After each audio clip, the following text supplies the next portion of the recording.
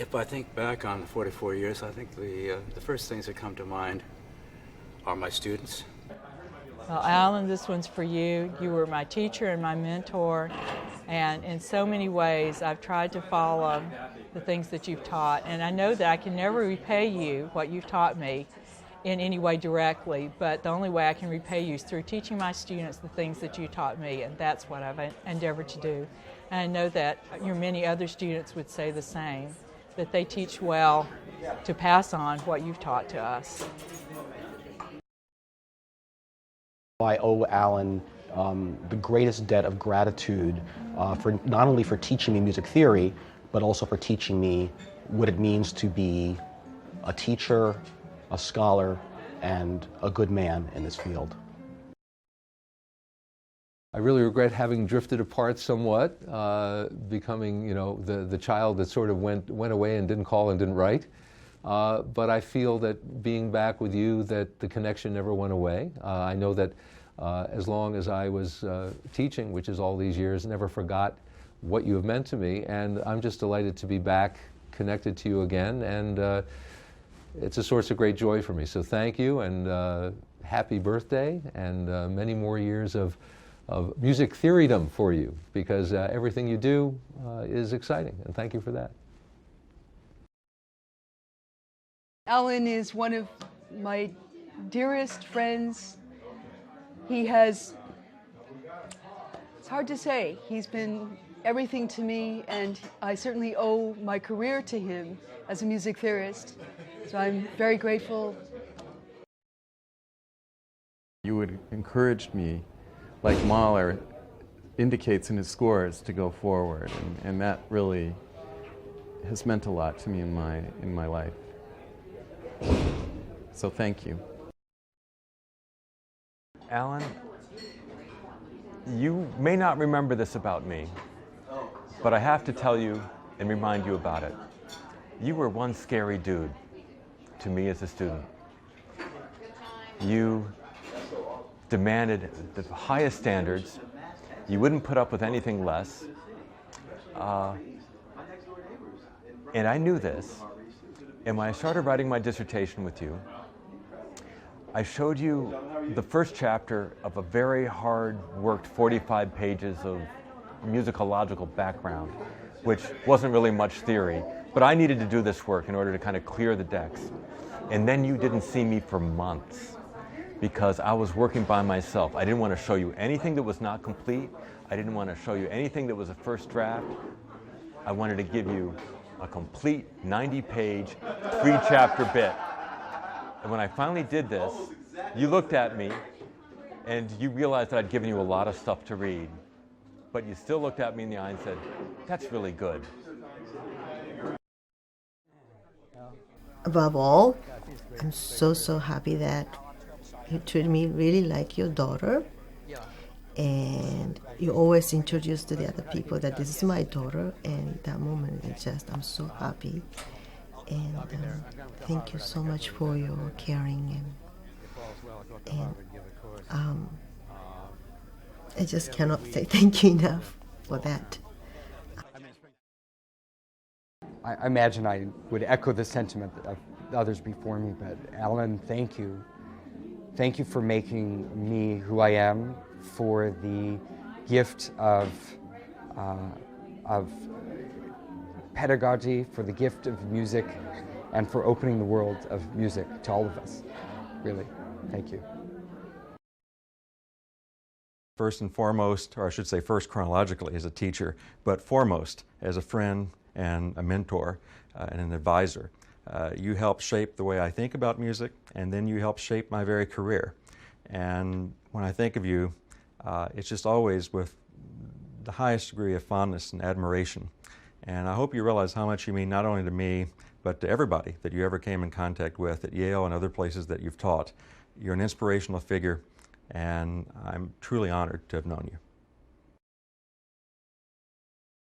Thank you for your ideas and your courage to say exactly what you meant, always.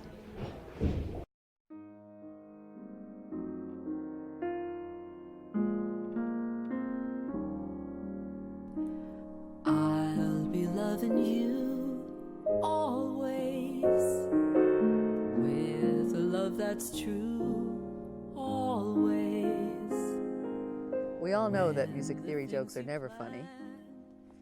We start with Allen Forte, and then we go to his phone number, 288-8888. This makes the devil in music, the tritone, but to me, Allen Forte is the angel in music. Not for just an hour, not for just a day, not for just a year, but always.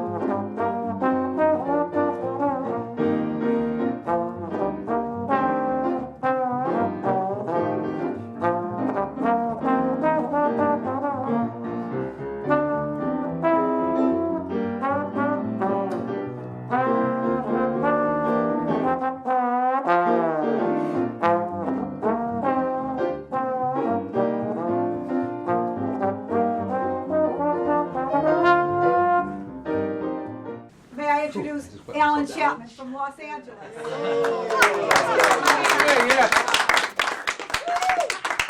Then it's my pleasure to introduce our host.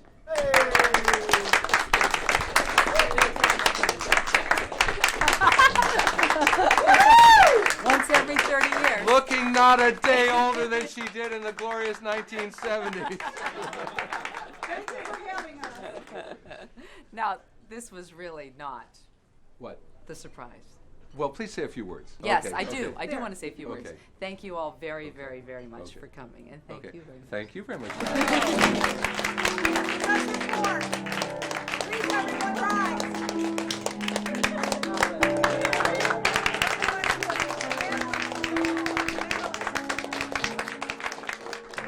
Let's hear it from Professor Madeline Ford.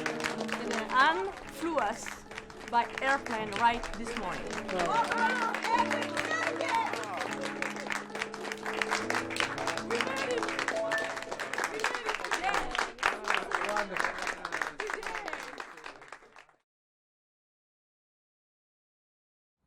Hi there, I'm Maury Yeston. I'm so sorry I can't be with you all tonight to celebrate the 30th anniversary of the creation of the Society for Music Theory, and of course to honor our beloved honoree of this evening, Allen Forte. I can't believe it was 30 years ago that the Society was created. In fact, the last time I Googled myself, which naturally I do on a regular basis, I noted that apparently I raised my hand 30 years ago and suggested, why don't we call it the Society for Music Theory? And you all thought it was a good idea. Since that time, you have all brought such great distinction to our field, a field that was largely created by our wonderful teacher and mentor, Allen Forte who, as I say, we're honoring tonight. There are apparently a number of other additional honors and specific prizes, awards, and encomiums that have been conferred upon our guest of honor as well this evening, some of which you may not be aware of. I have a list of them right here. I thought I'd read them. Look here, I see we have the Schenker Award in Incomprehensibility for your retranslation of your own English translation of Schenker back into comprehensible German, for which your students and the entire German-speaking world are eternally grateful. This is very unusual and rarely given, the Milty, the Milton Babbitt Award, in recognition for your contribution to something only Milton and nobody else apparently could possibly understand. Obviously. Congratulations. The Peter Westergaard Award in Rhythm. Oh, I'm sorry. It says here very specifically, this must be read as notated. The Peter Westergaard Award in Rhythm. Short, long, short, long, short, long, short, long, short, short, short. It's from Princeton. The esteemed Kowalski Focus on One Composer Prize for your landmark 70-year study, Allen, of 3 Webern-Stücke. I see here $4 bills representing the Swedish Academy All-Interval Tetrachord Grant at the rate of $1 a note. We hope you'll spend it well. Congratulations. The Christopher Columbus Prize for your discovery that B-flat actually looks round. And, of course, the Marconi Prize for your role in the creation of radio station 6Z37, all atonal, all the time. And finally, of course, the famed Society of Music Theory Lifetime Achievement Award, Allen, representing the deep and abiding awe, respect, gratitude, and unbounded affection that all of your colleagues and students continue to maintain for you. You are ever in our minds and our hearts, and we shall never forget the profound and propitious impact you have made on all of our lives. Thank you, Allen, 1,000 times. Thank you. Well, I did a lot of research, and I discovered that there was a song that was ideally suited to the occasion. Little did I suspect that I would be performing it after 2 martinis and a glass of wine, but I do my best.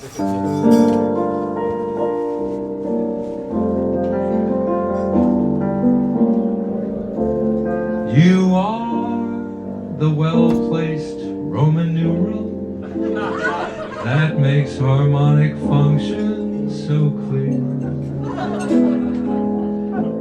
You are the magic of an ersatz that shows why tonality is so dear. The Schenker class you gave, no one forgets, and I am still a slave to pitch class sets. Just when we thought you had it covered, you went and took a remarkable turn. You turned your thoughts to cherry curd. You were the light that lit our Yale stint. Too bad your theory book is out of print. You are the model of a theorist, and you are a gentleman and a sport. We're glad to know you, Allen. Here to show you, Allen. Proud to show you, proud to know you, Allen Forte.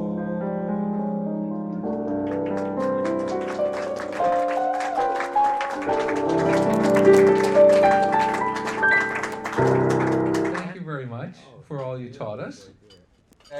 He is one of the most eminently human, approachable people that you're ever going to find in an academic environment. What Allen represented more than anything else was just what music could be and just new things, because this was a course that hadn't been taught a whole lot, music of Gershwin and Kern and Harold Arlen and people like that. And we studied it and looked at it in a really analytical way and in a very high level way, and it was just very, very refreshing, I think. And it was only after the fact that I learned that Allen, indeed, that there was a hype about it. And here I am with a camera pointed at my face. I think that pretty much says it all, that there certainly was something behind the person who was introducing me to this. And at that point, I didn't come there to study with Allen Forte, but at that point I said, if I can study with this person and be a disciple, as it were, I'm going to do it. And I did it, so here. We're talking about Claude Paliska. A former colleague of Allen. A former colleague. Oh yeah, we don't want to tape this. No. Who married the lovely Elizabeth. He's taping anyway. Tape. By all means, you do want to tape this. This is precisely the stuff you want to tape.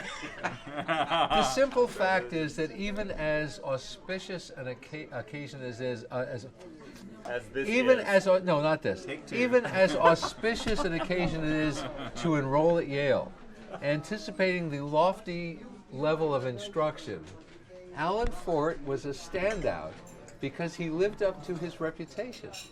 Now, I do not mean to demean his colleagues on the faculty, but the simple fact is that Allen Forte, from the day you met him, fulfilled your expectations of everything that you'd heard about him and continued to do that through your entire career, and continues to do that because when you talk to these relative youngsters, these people barely in diapers or out of diapers who studied with him, it's the same story. Everybody shares the same perspective on him, and that is that he is the real thing, and that is the best thing we can possibly say about him, and the most glowing praise we can give for him. He is the real thing.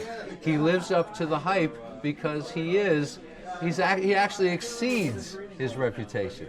Because when you sit in a classroom with him, the universe opens up and you carry that away with you. It's a rare ability to give people confidence in themselves.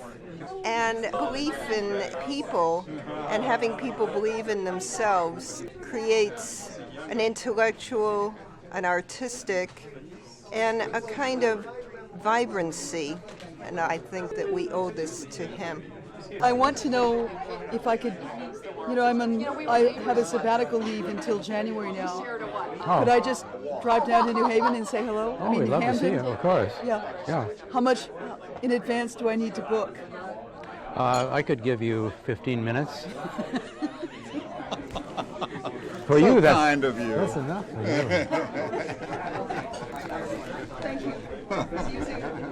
The sense that this was a profession, the sense that this was a discipline with a history, the sense that this was an academic discipline of an equal dignity to music history, to philosophy, to whatever, to what have you, was something that essentially was born with Allen.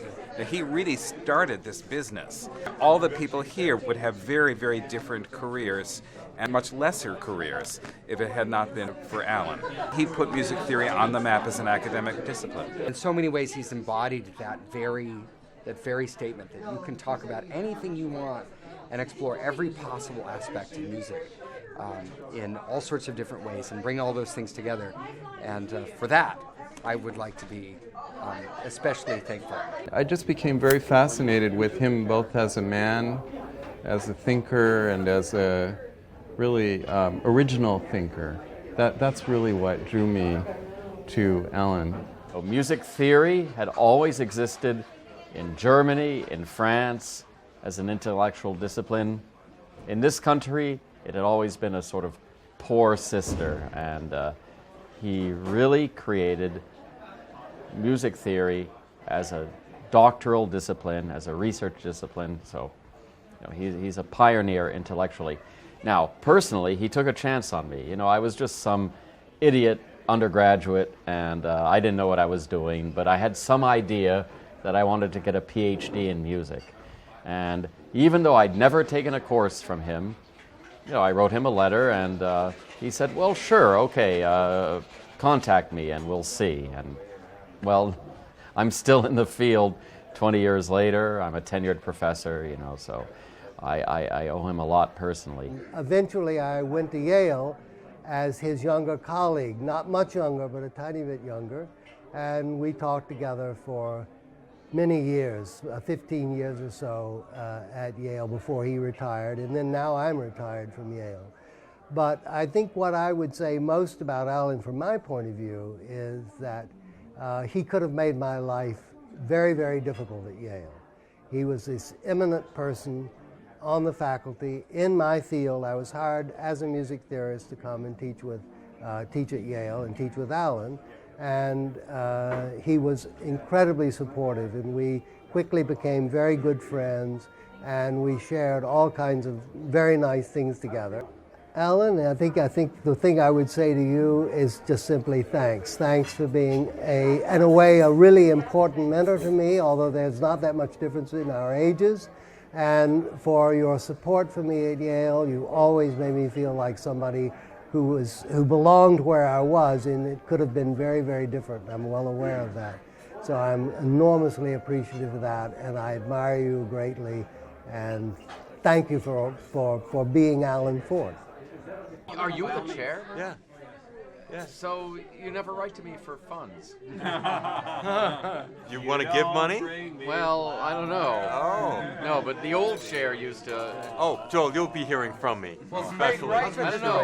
Now I think I should give to myself because I'm at a poor Yeah. university now. That's right. Well, Phil, solicit donations. Give me a break. Oh. Okay, you have a seat. All right. Okay, what's my cue? Okay, on your cue. Happy birthday to you. Happy birthday to you. Happy birthday, dear Allen. Happy birthday to you.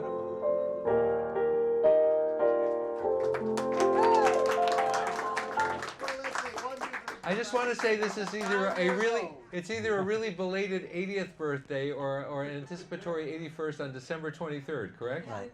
Okay, so I think it's both. For those who weren't around to celebrate the 80th, and for those who are looking forward to the 81st, happy birthday. Blow them out.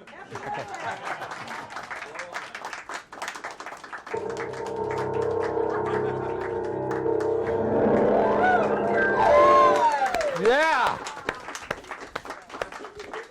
Yeah. Oh my God. Good to see you. Your daughter. I see you so seldom. And I you're know. not a very good daughter. I know. It's Now, all who my are fault. you, everybody? We have a whole gang. So let me introduce you. This Debra is Debra. So I know we have the long hair going. Everybody says, "Oh, are you two sisters?" But look at this. I know. Is it almost identical or what? This is It's incredible. about the same length, I think. It is. So welcome to Canada. Oh, thank you. Yeah. You're better looking than I am. No. And? No, but I remember when I applied to Yale University from Wellesley College. I remember applying, and when I first met Allen, he was the director of graduate studies, and he said to me, "Yes, I remember your application," because I sent a puzzle canon. And so it was a puzzle canon in alto clef, and in order to solve the puzzle, you actually came in on a 7/6 suspension. And so you said that. You said, pretty good, the 7/6 suspension. So it started with a joke.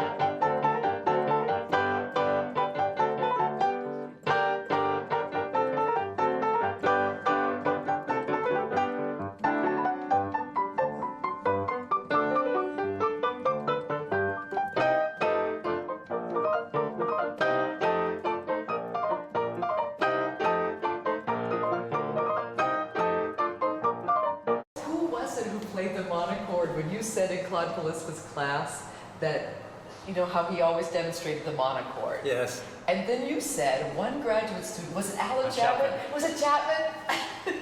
I thought it might have been Maury. I thought it might have That was been Alan Maury, yes. Chapman.